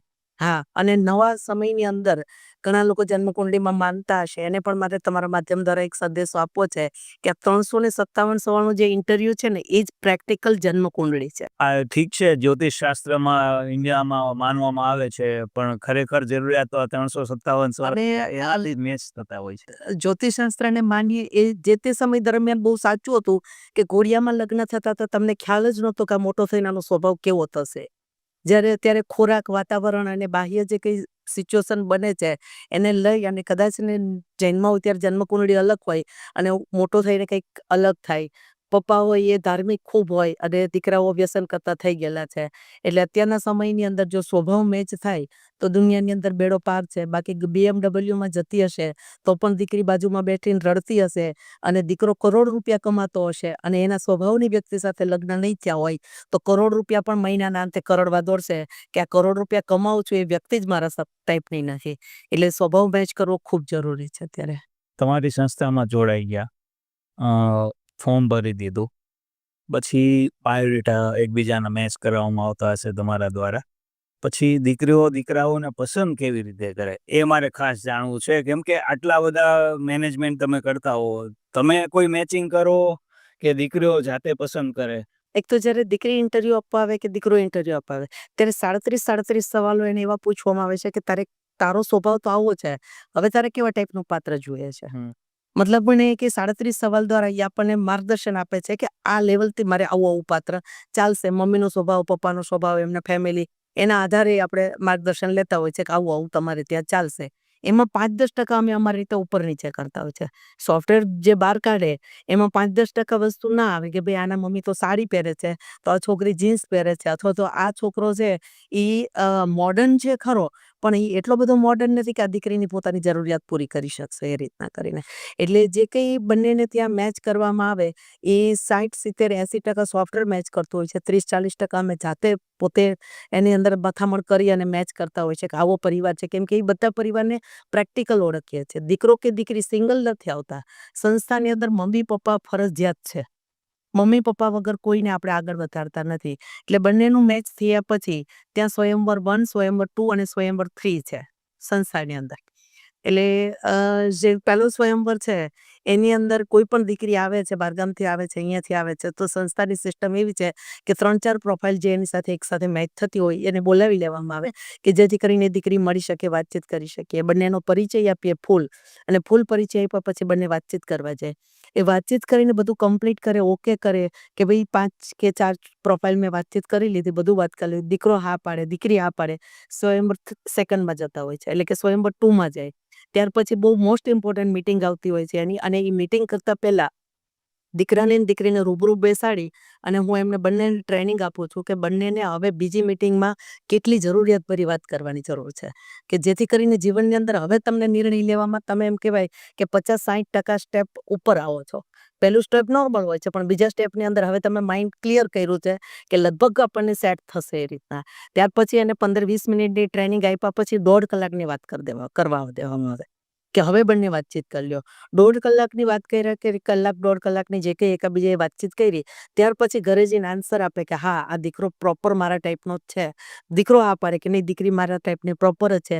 ત્યાર પછી સ્વયંવર 3 ચાલુ થતો હોય છે કે નાના મોટા હજુ કોઈ પણ પ્રકારના પ્રશ્ન રહી જતા હોય તો આવીને મુલાકાત કરી લ્યો, મળી લ્યો, અને સંસ્થામાં એ દીકરાની જે બતાવેલી પ્રોફાઇલને જે કંઈ વસ્તુ છે એ પ્રેક્ટિકલ તમારા પરિવાર સાથે જોઈ લો.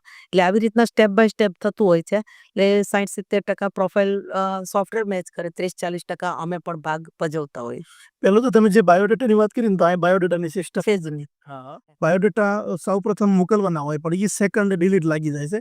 અમારે નામ નંબર જોઈએ, એટલે કોઈ પણ આખા વિશ્વમાં જ્યાં પણ ગુજરાતી રહેશે એને આગળ વધવું હોય તો પહેલા અમારો જે 99-139-18,000 નંબર છે એની પર બાયોડેટા મોકલે. બાયોડેટા મોકલે એટલે રજીસ્ટ્રેશનનો મેસેજ જાય 48 કલાકમાં સોફ્ટવેરમાંથી ઓટોમેટિક. અને જે તે સમય એટલે કે જ્યારે નજીક સ્થળ પડતું હોય, સુરત ઝોન છે, અમદાવાદ ઝોન ને રાજકોટ ઝોન, એને 2.5 કલાક માટે દીકરાના મમ્મી પપ્પા દીકરાને માહિતી માટે બોલાવી છે કે ભાઈ અમે આ પ્રકારથી આગળ વધશું, તમને આમાં સેટ થશે, કેટલો ખર્ચો થશે અને કેવી રીતે અમે કામ કરશું. તમને ઈચ્છા હોય તો જ સુરત આવવાનું, નહીં તો ધક્કો કરવાની જરૂર નથી. અને લેખિત કાગળમાં સાથે આપી દઈએ છીએ, એટલે એ સિસ્ટમ નથી. પછી એ લોકો ફોર્મ ઓરિજિનલ લેશે, ઓરિજિનલ એમાં જે લખે છે એની સાથે પ્રૂફ જોઈન્ટ કરે છે. એમ કે 7 વીઘા જમીન છે તો 7 બંની નકલ ફરજિયાત છે અહીંયા, અને 37,000 પગાર હોય, પગાર સ્લીપ ફરજિયાત છે. અહીંયા મુખી કોઈ વાત નથી, લગાવે અને ફોર્મ હોય છે, પોર્ટફોલિયો બને છે એની સાથે લગાવે. પછી એ જ્યારે ફોર્મ ભરીને આપે છે એની ઉપર અમારી જે સિસ્ટમ છે કેવાયસી ટીમ, એને ઘરે ચેક કરવા જાય છે કે આને જે આપેલું છે 37 નંબરનું મકાન છે જ તે, આ બિઝનેસ આપેલો છે એ છે જ તે, જ્યાં હોય એ પ્રૂફ કરીને સિક્કો મારે, જેમ બેંકવાળા લોન આપતા હોય ચેક કરાવી. અને ત્યાર પછી એમનું ઇન્ટરવ્યુ જે વાત કરી ત્યાર પછી ઇન્ટરવ્યુ થાય. બીજું, અહીંયા નવું કાંઈ જ નથી. નવું મતલબમાં જે ઘરે જોતા હતા દીકરા દીકરીને એ જ રીતે જોવાનું થાય છે. કોઈ મેરેજ બ્યુરો ટાઈપનું કેવું જોવાનું નથી થતું. અમે તો શું કરીએ છીએ કે જે પહેલા આપણા કાકા માસા કે ફુવા કહેતા હતા કે ભાઈ આવું આવું છે, એ મોઢે કહેતા હતા, અમે એને રેડી ચેક કરીને આ પ્રોફાઇલ રેડી આપીએ છીએ. દીકરાએ દીકરીએ લખાવેલી હોય એ પ્રમાણે આપણે કહેતા ને કે આપણે હોટલમાં ગયો 2 પરોઠા આપજો, 1 છાશ આપજો, ઓર્ડર આપી છે. એમાં આ છોકરાનો એમ કે આવો છોકરો જોઈશે, આવી છોકરી જોઈ, એ રેડી અમે આપી છીએ. એમાં એને જોવાનું ગોઠવાની, એમાંથી મેચિંગ આવે, ટૂંકમાં મેચિંગ આવે પછી જોવાનું ગોઠવાય ને આગળ વધે છે. એટલે નેચરલી ઘરે જે ચાલતું હોય એવી સિસ્ટમ જોવાની ત્યાં જ છે. તમે જે વાત કરી, આમાં અત્યારે સમાજનો પ્રશ્ન ચાલે છે, સગાઈ સગપણ થતું નથી અને લગ્ન થતા નથી. એવા તમારે ત્યાં આવતા હશે ને? લગભગ ચાલુ કર્યું અમે ત્યારે 2.5 વર્ષ અમને એટલું એમ કહેવાય ને, પેલા ડાયમંડની અંદર શું કે પેલું એકદમ હાર્ડ યોગાસન આવતી એ લેવલથી અમે કામ કરતા હતા. અત્યારે એમનામ આ લેવલ નથી આવ્યું. અત્યારે જે અમે દર મહિને 15-20 સગાઈઓ કાઢીએ છીએ, ત્યારે 3 મહિને એક સગાઈ નીકળતી હતી. અને એ એવા લોકોની નીકળતી હતી કે બધાને પહેલા તો એવું કે સંસ્થાની અંદર જે ચાર્જ છે એ કોણ ચૂકવે, તો કે ભાઈ ના થતું હોય એ ચૂકવી દે, એ રીતના કરી દે. પછી ધીરે ધીરે લોકો સમાજ ઉપર પ્રકાશ આવ્યો અને હવે બધાને ખબર પડી ગઈ છે. અત્યારે હાલની તકે આ લગભગ એવા દીકરાઓના ઇન્ટરવ્યુ આવે છે કે જે દીકરાની ઉંમર ના થઈ હોય, 19 વર્ષ ના પાડી હોય. ના પાડી પડે. મારે રીતસર એના પપ્પાને બોલાવીને કેવું પડે કે 21 વર્ષ સુધી આનું આગળ નહીં વધારી શકું. એમ કે કાંઈ નહીં, આગળ ના વધે તો કઈ વાંધો નહીં, અમને બધી ખબર છે, અત્યારે અમને ફોર્મ આપી દો તા. અને આ દીકરાની પ્રોસેસ ચાલુ કરે છે. 21 વર્ષ નો થાય ત્યાં સુધી અમે તમને કઈ નહીં બોલીએ. એટલે અત્યારે 6 વર્ષે, આ 7મું વર્ષ હમણાં બેસશે, 6 વર્ષે અમે એ લેવલ પાર કર્યું છે કે પહેલા શરૂઆતમાં 2.5 વર્ષ 3 વર્ષ આ જ મથામણ તમે જે કીધું એમ, અને લોકોના મગજની અંદર બી એવું હોય, અને ફોન આવતા હોય તો પણ એવા જ આવતા હોય. પણ હવે લોકોમાં જાગૃતતા આવી ગઈ છે કે સંબંધ સગાઈ કરવો એ મોટી વાત નથી, પણ લગ્ન કર્યા પછી ટકાવી રાખવું ને એ દરેક સમાજ માટે એક મોટો એમ કે પ્રશ્ન માથે ભાર બની.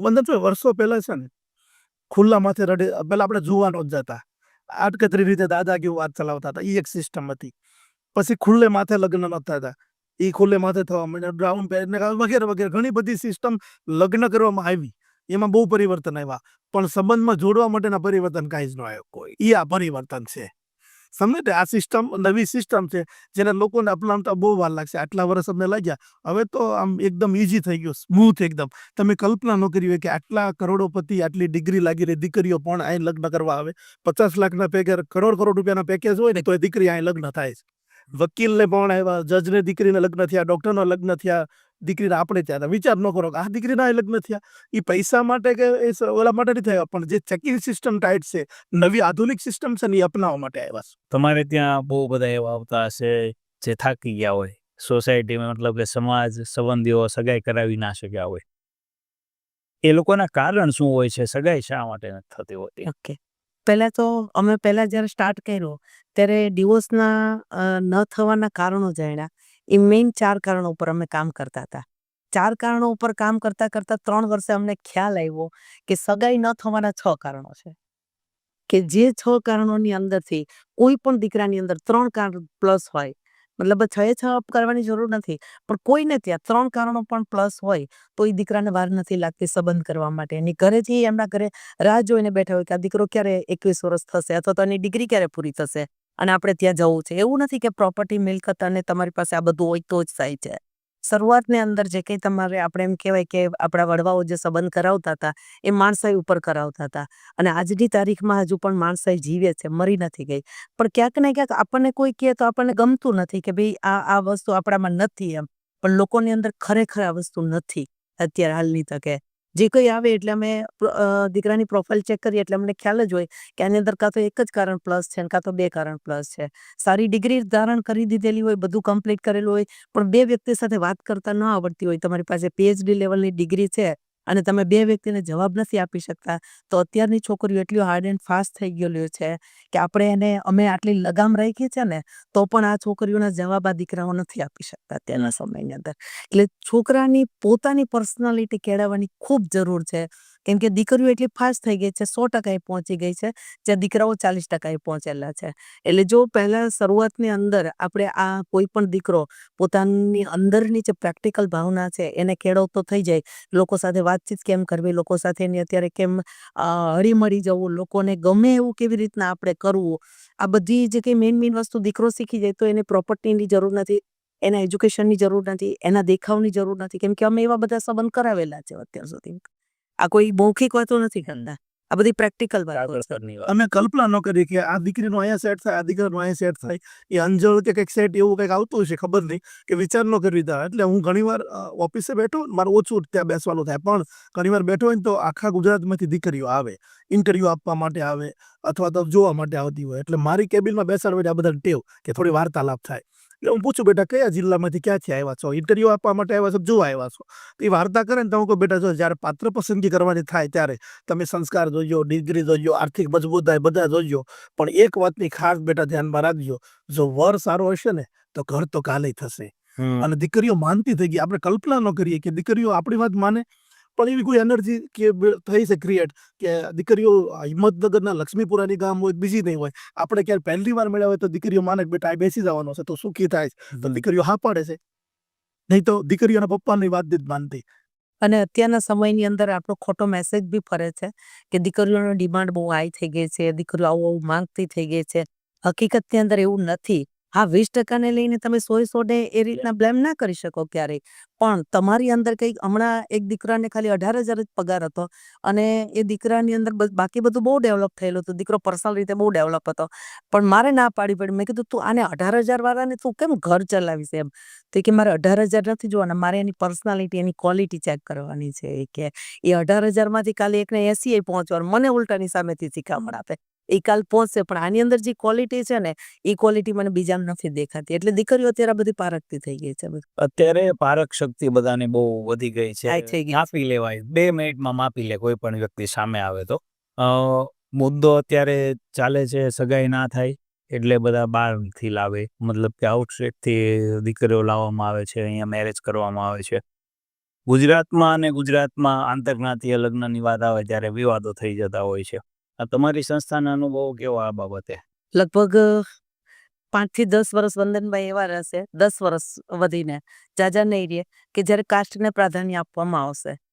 હાલની તકે અમારા અનુભવો એવા કે છે 95% હાલના દીકરા દીકરીઓ આપણે કોઈ મા બાપને એની વાત નથી કરતા, દીકરા દીકરીઓ પોતે ઇન્ટરકાસ્ટ મેરેજને સ્વીકાર કરતા થઈ ગયા છે. પહેલાનો આજથી 5-7 વર્ષ પહેલાનો સમય હતો કે આપણે જ્ઞાતિને પહેલા મોખરે રાખતા હતા કે પહેલા જ્ઞાતિ ચેક કરીએ કે ભાઈ આપણે કાસ્ટનો છે કે નહીં, અને ત્યાર પછી પ્રોપર્ટી ચેક કરીએ, એજ્યુકેશન ચેક કરીએ, અને ત્યાર પછી બીજું બધું ચેક કરતા હોય છે. અત્યારે દીકરો અને દીકરી પોતાનું એજ્યુકેશન અને સ્વભાવ જ સેટ કરે છે, બાકી બધા જ જે છે એ બધું નીચે જ જતું રહ્યું છે, એ કોઈ ઉપર્યા નથી. એટલે ઘણી વખત અમે કહેતા હોય કે 10 વર્ષની અંદર લગભગ અહીંયાથી આ નીકળી જશે જ્ઞાતિવાળું, અને ઇન્ટરકાસ્ટ મેરેજ થતા બહુ વધારે થઈ જશે. કેમ કે લગભગ અત્યારના સમયની અંદર આપણે ત્યાં જે દીકરા દીકરી રજીસ્ટ્રેશન કરાવે છે એની અંદરથી 70-80% દીકરા દીકરીઓ ઇન્ટરકાસ્ટને પસંદ કરતા થઈ ગયા છે કે અમારા સ્વભાવનું પાત્ર મેચ થવું જોઈએ, બાકી બધું અમે સેટ કરી લેશું. વિદેશમાં રહેતા ભારતીયો અને ખાસ કરીને આ આપણા સમાજના મતલબ કે ગુજરાતીઓ મોસ્ટલી અત્યારે આંતરજ્ઞાતીય લગ્ન વધતા ગયા છે. એમ ગુજરાતમાં પણ તમે કીધું અનુભવના આધારે કે અહીંયા પણ એને સ્વીકારતા થઈ ગયા છે. અને આ તો ઠીક છે, મને મેમરીઝ છે ત્યાં સુધી વિસ્તારવાદ વગેરે છે છેલ્લા 40-50 વર્ષથી કોઈ લોકો દ્વારા નાખવામાં આવ્યું છે. પહેલાં તો આ વસ્તુ હતી નહીં. મારે ખાસ એ જાણવું છે, અત્યાર સુધીમાં લાઇફલાઇન યુનાઇટેડ ફાઉન્ડેશન કેટલા દીકરા દીકરીઓના સગપણ લગ્ન કરાવી ચૂક્યા છે? કે હમણાં અમારા 6 પ્રસંગ ગયા આ છેલ્લી 23 તારીખના, એ 678માં પ્રસંગ હતા. 672 કરેલા હતા, 678માં પ્રસંગ અમારો પૂરો થયો અત્યાર સુધીની અંદર. હવે આ આંકડો ક્યાં સુધી લઈ જવાનો છે? જોકે 5000 દીકરીઓને કન્યાદાન દેવું છે, એમાં તો બે મત છે કે 5000 કન્યાદાન નહીં કરીએ ત્યાં સુધીની અંદર કુદરત લેવા પણ આવવાનું નથી. આ મેં જગ જાહેરમાં કહીએ છીએ, પણ કુદરત કરાવે કે આ કામ હજુ અમારા હાથે વધારે થઈ શકશે તો હજુ પણ આગળ અવિરત ચાલુ રહેશે, પણ 5000 સુધી તો અમારે પહોંચવું જ છે. અદ્ભુત આજની ચર્ચા થઈ. મારે એક એવો હું બધા જ મારા ગેસ્ટને પૂછતો હોઉં છું, જેમની સાથે વાત કરું એમને પણ પૂછતો હોઉં છું, આ બધા કામ કરીએ, ઘણી વખત ધાર્યા કામ પૂરા ન થાય અથવા નિષ્ફળતા મળે, ફેઇલર મળે, ત્યારે અત્યારનો સમાજ એટલો ફાસ્ટ એન્ડ ફોરવર્ડ છે કે નાસીપાસ થઈ જાય છે. પણ તમારી સંસ્થામાં પણ એવું નહીં હોય કે દર વખતે સફળતા જ મળે, ક્યારેક નિષ્ફળતા મળી હશે, ત્યારે શું વિચાર? બહુ બધી વાર નિષ્ફળતા અમને મળે, એટલે જોવામાં નિષ્ફળતા મળે. શેક સુધી એન્ડ સુધી પહોંચ્યું હોય ને તો સગાઈ ગોઠવાય નહીં, અથવા તો ગોઠવાઈ ગઈ તો પલરે, એવા તો અનેક દાખલા છે. તો અમે નાસીપાસ નથી થતા, એમાં કારણ શોધીએ છીએ. આજ સુધીમાં રેકોર્ડ છે, ટીમ બેસી જવી, રીતસરની ટીમને બેસાડીએ, ચા પીવી, ટેબલ ઉપર બેસીને લખીએ કે આ દીકરામાં બંધ શા માટે રહ્યું, એનું કારણ શોધો. કોણ નડ્યું, મામા માસી ફી, આ સિસ્ટમ, આપણે કંઈક નડ્યા, આપણે બોલવામાં ફરક પડ્યો, સમજાવવામાં ફરક પડ્યો. આજ સુધીમાં એમાં બહુ મજા આવે છે અમે, અને એમાં તો માસ્ટર થઈ ગયા છે કારણ શોધવામાં તો. એટલે અત્યાર સુધીમાં નિષ્ફળતા મળે, નાસીપાસ નહીં થવાનું કોઈ પણ વિષયમાં, એની ઉપર કારણ જ શોધવાનું. એટલે બીજે વિષયમાં એ ન થાય ને, એ વિષયમાં તો કારણ કે વિષય પડતો જ મૂકવાનો નહીં, એમાં સફળ થવાનું છે, પૂર્ણ કરવાનો છે, એટલે કારણ જ શોધવું પડે. એટલે અમે કારણ શોધીએ છીએ અત્યાર સુધીમાં. અને સવારથી સાંજ સુધી દરેકને સુવે તોય રાત્રે અમને બીજું કઈ દેખાતું જ ના હોય, અમારે 5000 કેવી રીતના પહોંચવાનું છે એ જે અમને દેખાતું. અમે અત્યારે ઓફિસે સ્ટાફને જઈને કોઈને આમ ચેક કરો ને, બ્લડ બી ને એ ને આવે ને બધું, એ આપણે અત્યારે તમે ચેક કરો, એ 5000 દીકરીઓને કન્યાદાન જ આવે બ્લડમાં. પણ એટલું જેટલી પણ ટીમ કામ કરે છે રાત દિવસ, તમે વિચાર નહીં કરો. કલ્પના 6ઠું-7મું વર્ષ છે ને, અમારા 5-7 લોકો એવા છે કે જેને રવિવાર નથી જોયો, રજા નથી જોઈ, અને રાત દિવસ ક્યારે રજા જ દે, ફૂલ ટાઈમ કામ કરે.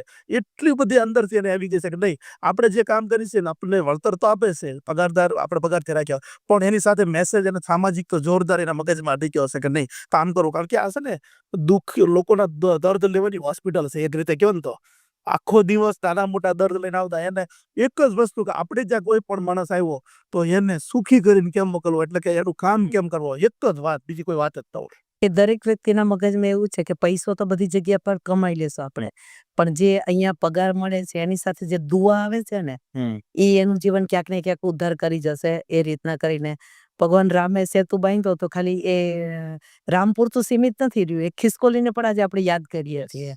તો આવું કંઈક અમારું સેતુબંધ જે જોડાવાનું છે, એમાં દરેકના આવા રોલ છે બધાના. અદ્ભુત તમારું કાર્ય, અદ્ભુત તમારું આત્મવિશ્વાસ કે બહુ ભગીરથ અને પેચીદો પ્રશ્ન લઈને આપ એક આંદોલનના સ્વરૂપમાં નીકળ્યા છો કે આ પાર પાડવું જ છે, આમાં સફળતા મેળવવી જ છે. સમાજના પ્રાણ પ્રશ્ને આપ કામ કરી રહ્યા છો, અને અગત્યના શેડ્યુલમાંથી તમે અમારી સાથે જોડાયા અને દર્શકો માટે અગત્યની આજે વાતો કરી અને તમારી સંસ્થાની જાણકારીઓ આપી એના માટે આપનો ખૂબ ખૂબ આભાર. વંદનભાઈ, આપનો ખૂબ ખૂબ આભાર કે લોકોમાં કદાચ ને એકાદ બે દીકરી સુધી પણ આ મેસેજ પહોંચી જશે અને એનું કામ થઈ જશે. તો આજે જે ઈશ્વર અહીંયા બેસીને આપણને સાંભળે છે એની દુઆ બી અહીંયા ઘણી બધી લાગશે આપણને બધાને. એક વાત મહત્વની વચ્ચે ખાસ મને યાદ આવી એટલે કે અમે દીકરીઓનું પિયર બનાવ્યું છે, જનકમહેલ નામ આવ્યું છે. એટલે ખૂબ લોકોને ચર્ચામાં રહી ગયું હતું કે જનકમહેલ એટલે શું. અહીંયા જનકમહેલ ખૂબ થાય છે. અત્યારે પણ ફોન આવે તો જનકમહેલથી વાત કરો છો, લાઈફલાઈનની સુરતથી તો ગયું તો જનકમહેલ નામ રાખવાનું ખૂબ અમને પૂછે શા માટે નામ રાખ્યું. એ બહુ સારી રીતે તમને મેડમ સમજાવશે. જનકમહેલનું નામ રાખવાનું હતું ને બહુ ચર્ચાનો વિષય બની ગયો હતો અને એના નામ પાછળનો હેતુ છે અમારા. શું કારણ? જો કે જનક મહેલ સાંભળતા તમને વૈદેહીની યાદ આવે, સીતાજીની યાદ આવે.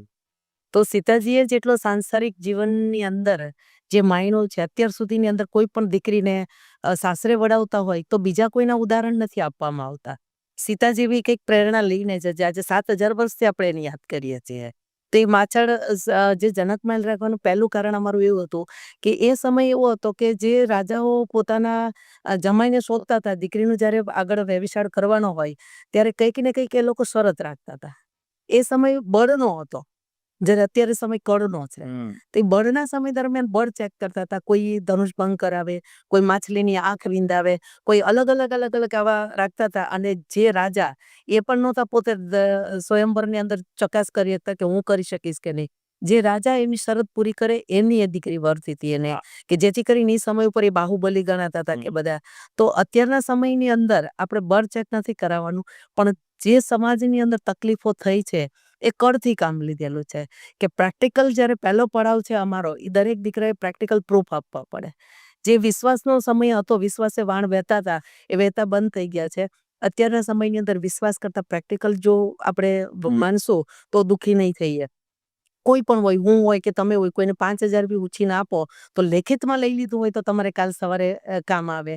તો આ જે લેખિત વસ્તુ છે એ તમારે લગભગ શિક્ષાપત્રીમાં બી લખેલું છે સ્વામિનારાયણ ભગવાને કે ભાઈ લેખિતમાં કરવું. એટલે પહેલું કે જે છે એ લેખિત પ્રૂફ ત્યાં લેવામાં આવે છે. એટલે પહેલો પડાવ કોઈ પણ દીકરો આવ્યો એને પાર કરવાનો થાય છે કે જે બોલશો એના પ્રૂફ ત્યાં ચકાસશે, અને પ્રૂફ ચકાસ્યા પછી તમે આના માટે લાયક છો કે નહીં એ લાયકાત કરીને પછી તમને આગળ વધારવામાં આવશે. ત્યાર પછી એકાબીજાનો સ્વભાવ મેચ ન થવાથી સંબંધ તૂટી રહ્યા છે. એટલે બીજો પડાવ છે અને 357 સવાલના ઇન્ટરવ્યુમાંથી પસાર થવું પડે છે. એ ઇન્ટરવ્યુમાંથી પસાર થાય, ઘણા એમ કે ને કે ભાઈ અમે ફોર્મ ભર્યું હતું અને અમારું નથી થયું, તો આ બીજો પડાવ કોઈનાથી પાર નથી થઈ શક્યો. કે જે એને પ્રેક્ટિકલ પ્રૂફ તો બધા આપ્યા છે, પણ એનો દીકરો પોતે ઇન્ટેલિજન્ટ નથી એટલો કે અત્યારના યુગ પ્રમાણે આ દીકરીને સંભાળી શકે એ પ્રમાણેની. તો હવે તમે જે રજવાડાની અંદર દીકરી લેવા આવ્યા છો તો લાયકાત તો તમારે પહેલા એટલી પોતાની કેળવવી પડશે. તો એ 357 સવાલમાં બીજા પડાવમાંથી ક્યાંક ને ક્યાંક અટકી ગયેલો છે. અને ત્યાર પછી છેલ્લો અમારો પડાવ છે એકાબીજાનું મેડિકલ. મેડિકલની અંદર ડોક્ટરી પ્રૂફ કરે, એની અંદર 3 મેડિકલ થાય છે. એક ઇન્ટરનલ પ્રોબ્લેમ, એક વારસાગત પ્રોબ્લેમ. એટલે લાઈફલાઈન માત્ર ને માત્ર સગાઈ નથી કરાવતી, પણ આવનારી પેઢીને સારા એવા એમ કહેવાય ને કે અત્યારે લાયકાત પ્રમાણેના બાળકો પણ આપે છે. દીકરા દીકરી લગ્ન કરે છે, સંબંધ કરે છે, સગાઈ કરે છે, એ પેઢી વધારવા માટે. જો એની પેઢી જ નિરોગી નહીં હોય અત્યારના સમયની અંદર તો આવનારો વારસો કેવી રીતના સુરક્ષિત રહી શકશે. તો આ જે કંઈ લાઈફલાઈનનું અત્યારનું કામ છે એ આવનારી પેઢીને સુરક્ષિત વારસો અપાવવાનું પણ છે કે પતિ પત્નીના સેલ્સ પ્રોપર મેચ થતા હશે તો બાળકોની અંદર તકલીફ નહીં આવે. અત્યારના સમયની અંદર કદાચ તમારું ધ્યાન નહીં હોય પણ 13 કે 14 બાળકે એક બાળક ઓટિઝમ જન્મતું થઈ ગયું છે. મંદબુદ્ધિના બાળકોની સંખ્યા વધતી જાય છે. બાળકોની અંદર ઘણીવાર એવા રોગો ઊભા થાય છે કે આપણે 7 પેઢીમાં વિચાર ન કર્યો હોય. અને જે દંપતીના ઘરે આવું બાળક આવે ને એ દંપતીનું આખું જીવન એની અંદર નીચોવાઈ જાય છે. એ પોતાનું જીવન નથી જીવી શકતા. તો એ ન થાય એટલા માટે મેડિકલ રિપોર્ટ ખૂબ જરૂરી છે. એટલે આ અમારો ત્રીજો પડાવ છે. એટલે પહેલી અમારી જે જનક રાજાની શરતો હતી એ પ્રમાણેની અમારી આ શરતો છે કે 3 પડાવ પાર કરે, 3 શરતો, ત્યાર પછી લાઈફલાઈનના જમાઈ બનવા માટેની લાયકાત ધરાવે છે. બીજું કે જેમ સીતાજીએ ખૂબ જીવનની અંદર દુઃખ વેઠ્યું, સાહેબ ઘણીવાર કહેતા હોય કે ભાઈ જનક રાજા થારત તો કહી શકત કે ભાઈ એ તો રામને એની મામી એને જે છે એના માતાએ એને આ લેવલ ઉપર લઈ ગયેલા હતા અને એને શરત મૂકેલી હતી કે રામ વનમાં જાય એને પેલા ગાદીએ. બટ આપણી દીકરી સાથે કે એવી કોઈ શરત છે, આવી જાઓ પાછા ઘરે. જેમ અત્યારે સમયની અંદર થાય છે કે આજે ઘરમાં સારું હોય તો દીકરી બહુ વ્યવસ્થિત જલસા કરતી હોય ત્યાં આગળ, અને ક્યારેય ધંધાની અંદર નુકસાની આવે, મંદી આવે તો પછી પપ્પા જે કહે છે એ નિર્ણય લઈ લે છે. તે સમય દરમિયાન જનક પણ કહી શકતા હતા, પણ એને એક પણ વાર એ શબ્દ કાઢ્યો નથી, અને પોતાની દીકરીને સીતાજીને એવું જીવન આખી જિંદગી ગુજાર્યું કે જ્યારે એક રાજા રામને આજે ઘરે ઘરે યાદ કરવામાં આવે કે રામરાજ જેવું રાજ્ય ક્યારે સ્થપાશે, તો એવા રાજાની પત્ની હતી અને જનક રાજાની દીકરી હતી અને દશરથ રાજાની વહુ હતી કે જેને કંઈ જ ના ઘટે છતાં પણ જો એને એવા મુકામ હાસિલ કર્યા હોય અને એવી પરીક્ષાઓ આપી હોય, તો તમે ને હું તો સામાન્ય વ્યક્તિ છીએ. તો નાની મોટી પરીક્ષાઓથી ગભરાશો નહીં. જે છે એનું જીવન પ્રેરણા લઈને જાઓ જનક મહેલની અંદરથી, કે જેથી કરીને નાના મોટા પડાવો આવે, પ્રશ્ન આવે, અમે પણ તમારી સાથે છીએ. પ્રશ્નને આગળ વધારો અને સમાજની અંદર જે ડિવોર્સનો કેસ દિવસે ને દિવસે વધી રહ્યો છે એને ઘટાડો. એ માટે 5,000 દીકરીઓનો આપણે સપોર્ટ લીધેલો છે. 5,000 દીકરીઓને કોઈને બતાવવા માટે કે કન્યાદાન કરવા માટે નથી, પણ 5,000 દીકરીઓને કન્યાદાન પાછળના અમારા 3 હેતુ છુપાયેલા છે. પહેલો, સમાજની અંદર જે છૂટાછેડા થઈ રહ્યા છે એને બંધ કરવા છે, ઓછા કરવા છે, નાબૂદ કરવા છે. એના માટે દીકરીને દત્તક લેવાનું ચાલુ કર્યું છે કે ભાઈ આપણી જ દીકરીઓને દત્તક લ્યો અને એ જ દીકરીને સમજાવીને સાસરે વળાવો કે આપણે કોઈને ભાષણ નથી આપવા, રાડો નથી પાડવી કે કોઈને સુધારવા નથી, પણ આપણી દીકરીઓ જ ઓટોમેટિક સમાજને સુધારી નાખશે. ત્યાર પછી બીજું કે લગ્નના નામે, પ્રસંગો નામે એક મા બાપની આખા જીવનની મૂડી હોમાઈ જાય છે. કદાચ એક 18-20 લાખ રૂપિયાના ખર્ચે તમે તમારા દીકરાના લગ્ન કર્યા હોય દીકરીના, અને 2-5 મહિનાની અંદર જો છૂટું થઈ ગયું હોય તો એક મા બાપને પૂછજો કે એના જીવનનો આખો પરસેવો છે 18 લાખ રૂપિયા નથી. કોઈ બચાવી નથી શકતો 18 લાખ રૂપિયા. પણ આને લઈ અને જે સમાજની અંદર આપણો જે સારો પૈસો છે એ ક્યાંક ને ક્યાંક વ્યય થઈ રહ્યો છે. કોઈને દેખાડા પાછળ, કોઈના અરમાન પૂરા કરવા પાછળ, કોઈને ડર છે સમાજનો, તો એ ડરને લઈ અને જે પ્રશ્નો ઉદ્ભવ્યા છે એને લઈ અને સામાન્ય ખર્ચની અંદર એક દીકરો લગ્ન કરી શકે. એટલે કે સંસ્થાની અંદર જે 100 રૂપિયાની વસ્તુ છે એ દરેક દીકરાને 20 રૂપિયામાં મળે છે. સંસ્થાની અંદર જે દીકરો ફી ભરે છે, સંસ્થાની અંદર જે દીકરાને ત્યાં રકમ ચૂકવવાની છે, એ કોઈ સંસ્થાને ફી પેટે નથી ભરતો, એ પોતાના લગ્ન પાછળ ભરી રહ્યો છે. કે બહાર જે 15-20 લાખ રૂપિયાના ખર્ચે લગ્ન કરો છો, એ 3-3.5 લાખ રૂપિયાની અંદર તમારા બહુ સારામાં સારા લગ્ન થઈ જાય. 15 વર્ષની જવાબદારી સાથેનું પાત્ર મળે છે તમને, અને વધારાના ખોટા ખર્ચા છે એનાથી દૂર લો કે જેથી કરીને સામાન્ય માણસ એનો પૈસો બચાવી શકે. ત્રીજું અમારું અભિયાન છે એના અંતર્ગત કે 5,000 દીકરીઓને કન્યાદાન દેવા પાછળ 500-700 દીકરીઓ એવી હશે કે જેને ભાઈ નહીં હોય, મા બાપ નહીં હોય, પરિવાર નહીં હોય. હમણાં તો 2 અઠવાડિયાથી એવી દીકરીઓ આવે છે અને એવી દીકરીઓના કામ અમારા હાથે થઈ રહ્યા છે કે તમે કદાચ એની અંદર આવ્યા હોય ને તો તમને એમ થાય કે આ ઘડી જ મારી મોક્ષની છે ને આ ઘડી જ મારી ધન્ય છે, બાકી મેં કઈ જીવું એ બરાબર નથી. એટલે એવી દીકરીઓના કામ થઈ રહ્યા છે કે જેને ભાઈ મળે છે, મા બાપ મળે છે, પરિવાર મળે છે. આ હેતુથી કામ કરી રહ્યા છીએ અને આ અમારું મૂળ લક્ષ્ય છે 5,000 દીકરીઓને કન્યાદાન દેવા પાછળનું. દેખાડી દેવા માટે નહીં, પણ કોઈ સમાજ મૂળ એકચ્યુઅલી અંદર આપણી જ દીકરીઓ છે ને એને સમજાવીને સાસરે વળાવો. એટલે અમારા 3 અભિયાન અમારી દીકરીઓ થકી અમારે પૂરા કરાવવા છે. અદ્ભુત છે તમારી વાત અને કાર્ય. અગેન થેન્ક્સ અમારી સાથે જોડાયા. તમારો ખૂબ ખૂબ આભાર, અને આશા રાખું છું કે આજે આપણે ટોક શો કર્યો, આટલો સમય તમે પાડ્યો, અને જે લાંબી ઊંડી ચર્ચા થઈ, કેમ કે ઉપરથી તો બહુ વાતો થતી હોય, ઊંડી ચર્ચા થઈ અને સમજવા લાયક મુદ્દાના જવાબ મળ્યા બધાને. જીવન ઉપયોગી થશે. ખૂબ ખૂબ આભાર. Thank you so much. આપનો પણ ખૂબ ખૂબ આભાર.